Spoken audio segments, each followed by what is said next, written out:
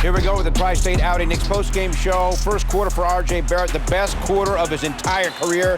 Scored 19 points, 19 of his 32. Third quarter night for Julius Randle, scored 14 of his 30. And the Knicks prevail over the pesky Pacers. Final score, 104-94. Back in our Delta MSG studios, Bill Pito, Alan Wallace-Zerbiak. You know, it's an interesting dynamic. You watch these games, the opposition often here of late has had all these players, Wally, and health and safety protocols, and the guys who are playing for their lives.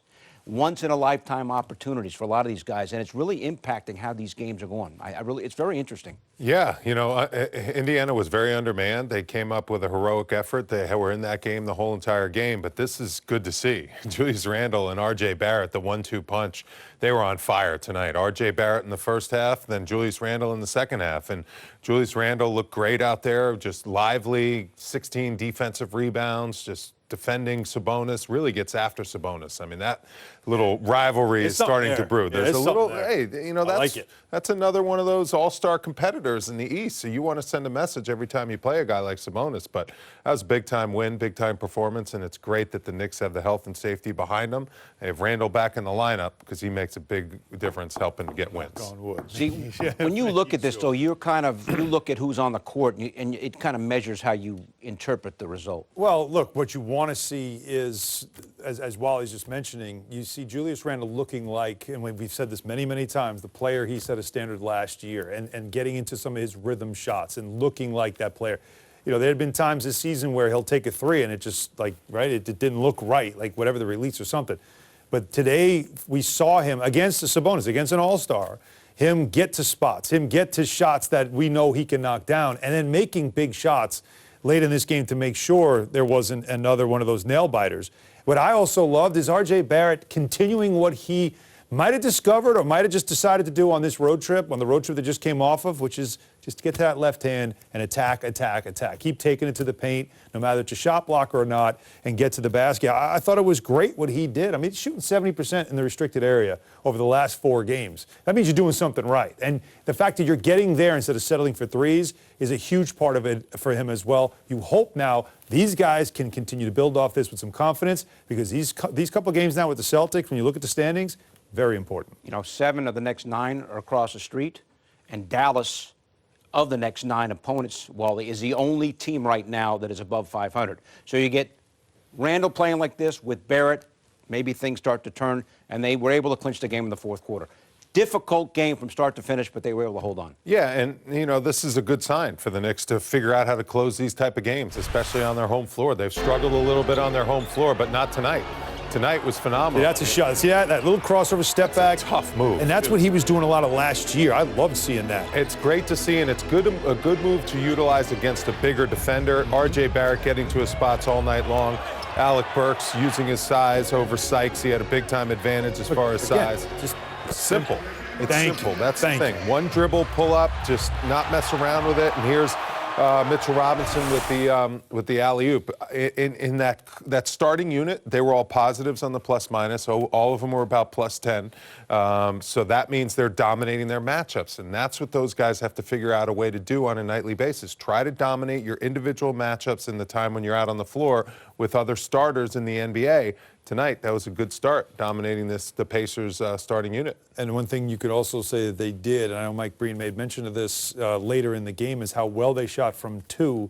They have been really bad from 3 of late. In fact, this game's 6 of 28. Over the last 4 games now, 34 for 136. I mean, that's 25% from three-point range, but you can survive that if you are dominant inside the arc. You don't have to rely so much on the 3. If it ain't going down, just get to the basket, draw fouls, get to the line, and just get your rhythm that way. And it looks like they're starting to do that. You can't rely on the 3 ball if it's not going to be there. R.J. Barrett, the 32, made only 2 3-pointers. So he did a lot of his work, as Alan talked about, getting 2-pointers, going to the basket. And interesting that he was able to do that with Randle back in the lineup. Yeah, and I give Randle a lot of credit. I thought in that first quarter he saw Barrett was hot, and, you know, they continued to go to R.J. Barrett, and Randle was trying to get him open with dribble handoffs and screens. And R.J. Barrett's aggressiveness to the basket the last couple weeks has been phenomenal. You know, that's his game. You can tell.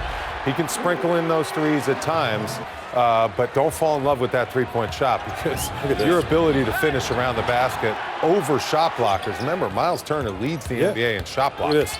So he's doing this around and over a legitimate rim protector in Miles Turner. And, you know, when you see the ball go through the basket, you start getting those layups and those little floaters, then you knock down those threes. And he just exploited mismatches. I thought the offense did a great job moving the ball, making Indiana switch. You know, R.J. Barrett had Sabonis on him at times. He had Miles Turner on him at times. You see matchups like that, attack their feet, get to the basket, you'll get a layup or you'll collapse the defense, get your teammate a wide open three. That was just a phenomenal performance. And I don't care about the three-point shooting. I really don't. I know they shot 6 for 28, but it shows that this team can still score the basketball by not falling in love with that three-point shot. And I think some of the personnel on this roster needs to not fall in love with the three-point shot because they're so difficult to guard when they attack the basket. Let me tell you why I bring up the three-point shooting. It's not for how many makes, it's how many attempts. 28. You remember in Oklahoma City? Enough? No, it's perfect because you weren't making them. Right. 28's not a high number. Oklahoma City, when they shot 18% from three, they took 41. But that was the personnel. They didn't have Randall in the game. So Randall doesn't – the only way most of the guys, they're complementary three-point shooters, they can't get to the basket the way Randall does. So their game is three-point shooting. So they got to live or die by the Barrett got to the – Barrett was the only, one guy in that game that got to the basket. Right. He was the one guy driving. That's my point, though, is that if they didn't shoot a ton – even though they didn't make any, that you realize what's not working, you get away from it, and they were able to do that. Now, again, you're not playing a zone. The zone is the other part of this equation that, of course, the Knicks have to figure out. You know, it's interesting. Last year, the Knicks, remember, they were really struggling from three-point land early in the year, and then they ramped it up. Yeah. But all they did last year, because of what was going on in society, is hit the gym and practice. Well, that's right. But that's what Tom Thibodeau. We remember a couple of weeks ago when Tom Thibodeau said that. How do you fix it? Get in the gym, get your shots up, get yourself back in rhythm. And everybody thought that was a criticism. No, it's what worked last year. What was his phrase? Right, the magic is in the work. He used that all of last year. They were a second-half team last year. We forget that they weren't really a 500 team until just about this part. They were 19 and 19. Right, this is about this part of last season. Last year, they added Derrick Rose at about this time, and that changed everything. Yep, it did. Randall, really efficient. Yes. And that might be one of the causes for real optimism going forward because he was 12 out of 20. Yeah. On the way to his 30-point night. Yeah, that's phenomenal, and that's against a reputable front line.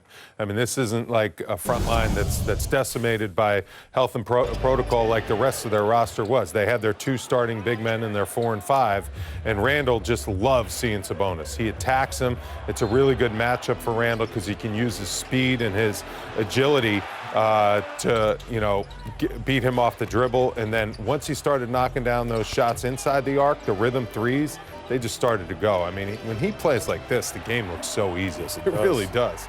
And, you know, when he gets himself into a rhythm like he did on Christmas Day, you know, he just makes the defense look very ordinary. And it was a phenomenal performance today. And you got to give him a lot of credit for coming back and playing, too, because a lot of guys have needed a little bit of time after the protocols to kind of get their win, get a few workouts back. But he's so important to the team that he missed 2 games, right back into the lineup, and he was phenomenal. Yeah, no, needed his scoring clearly. Obviously needed his scoring, and it helped. These are your 2 guys, R.J. Barrett and Julius Randle. Those are your 2 main guys. Evan Fournier was brought in to be a scorer. There's something going on with him, as we know. He really didn't do much in this game. Didn't score. Didn't do anything. I mean, he just missed all of his shots. But that, again, I wonder about the ankle. You wonder if he's playing hurt. I don't know. But your 2 guys that you rely on. And what have we said when we've talked about why is this team struggling to start this season? Well, because Randall played like a superstar last year. R.J. Barrett, you're waiting in his 3rd year to take that step and be a great player. They both have not had the standard that they set last year. They haven't had those seasons yet. We saw a little bit of it tonight. There's still a lot of season to go. Have them build off this. Randall, by the way, also tied a season high with his 16 rebounds. Coming up next, the guys will be at the Wally Wall to break down some key plays from tonight's game, and we'll hear from Knicks coach Tom Thibodeau as his team beats the Pacers tonight 104-94.